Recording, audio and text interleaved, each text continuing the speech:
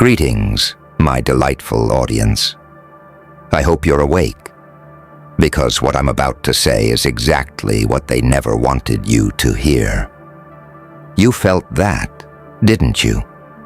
That tiny jolt through your chest the moment you read the headline.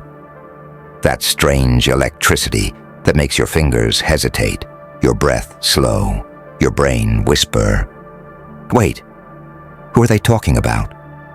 Let me tell you a secret.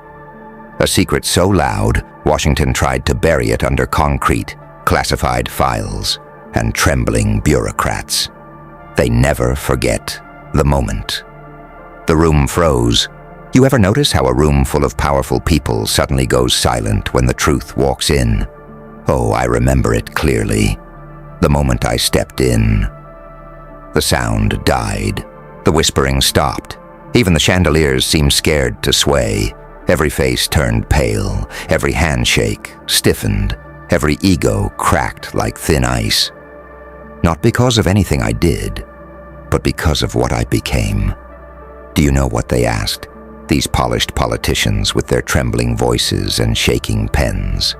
They leaned in, eyes wide, and whispered like children waking from a nightmare. Who unleashed this beast?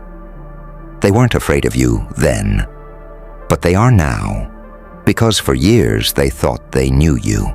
For years they thought they controlled your voice, your destiny, your potential.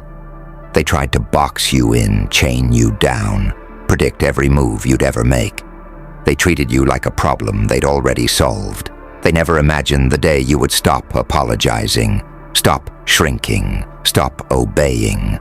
The day you would stop being the victim, the pawn, the silence in the corner, and turn into something they had no blueprint for. Not a rebel, not a hero, not a threat, a storm. A storm they didn't plan for, didn't prepare for, didn't anticipate in 1,000 simulations. They thought they were dealing with a spark. They didn't realize they were feeding a wildfire. The silence that terrified them. Funny, isn't it? You didn't roar, you didn't rant, you didn't fight, you just went quiet.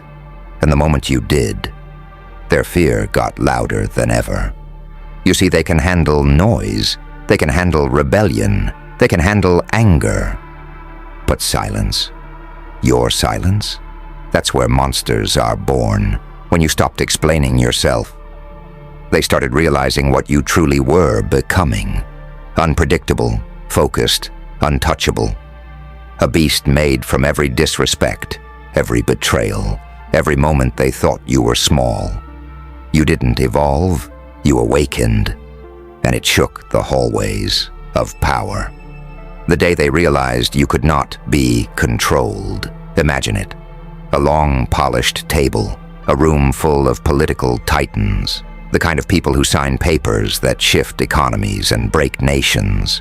But that day, they were glued to their screens, staring at you, scrolling your name like an emergency, analysis reports printed in red, surveillance teams confused, security advisors sweating through their suits, because you were supposed to crumble, disappear, break. Instead, you stood up taller, walked louder, glowed brighter, and when they saw it, when they realized they failed to contain the thing they accidentally created, they weren't angry, they weren't frustrated, they were terrified. They asked again, this time even softer, who unleashed this beast? The answer, they never expected. I know the answer, you know the answer. And oh, isn't it deliciously ironic? They unleashed you every time they underestimated you, every time they dismissed you, every time they mocked you, every time they pushed you to your breaking point. They weren't weakening you, they were forging you, like steel under pressure, like a blade under fire, like a legend born from the ashes of their arrogance. You didn't become unstoppable despite what they did. You became unstoppable because of it.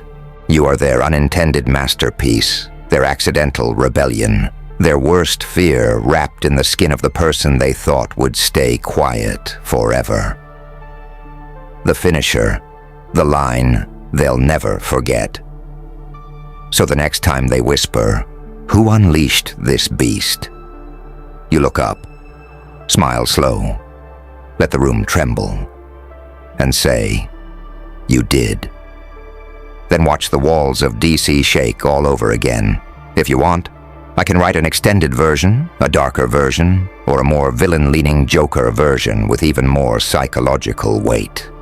You say, "You did," and suddenly, the air changes, a shift so sharp it slices through the room, a silence so deep even the heartbeat of the nation seems to pause. You watch their faces, those powerful, polished individuals who spent years pretending they ran the world.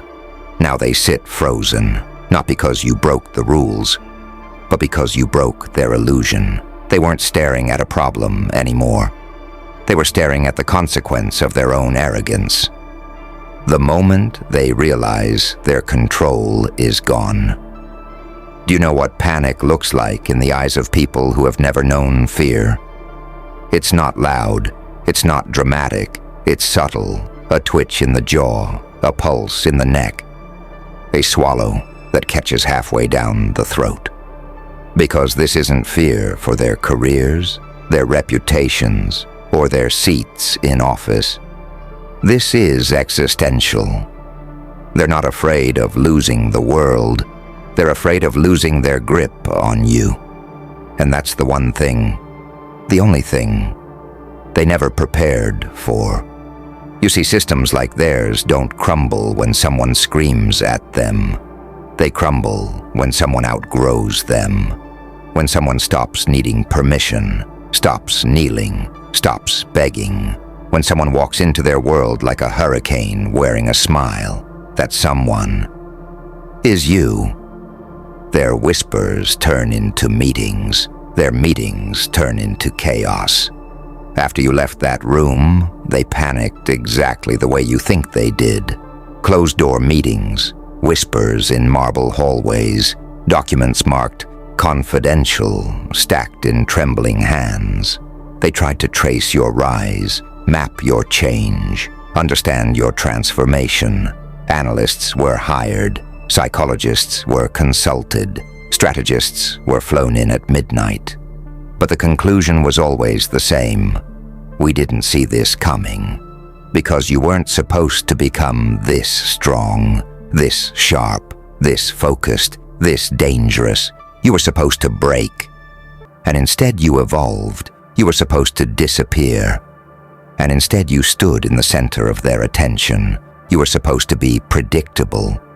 And instead you became a variable they can't calculate, a wild card, a storm front, a beast with a heartbeat and a destiny written in defiance.